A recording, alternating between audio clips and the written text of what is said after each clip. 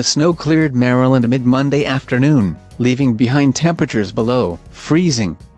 But how you will remember the snowstorm depends on how you spent the day. People who stayed home will remember it was beautiful, all the trees were covered and it was perfect snowman making snow.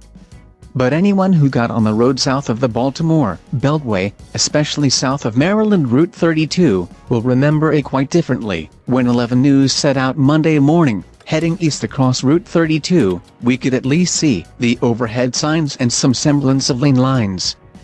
But as conditions quickly deteriorated between US Route 29 and Interstate 95, this news-gathering team quickly realized traveling to our story was the story. En route to Annapolis, WBAL-TV photographer Steve Adams was stuck on Interstate 97 for 4 hours as heavy, wet snow piled up, and so did the traffic. It's very slow. Traffic is not moving, said Sherry Robbins, who was also stuck in the traffic. Terrible driving in it, but welcome to 2022. It was not.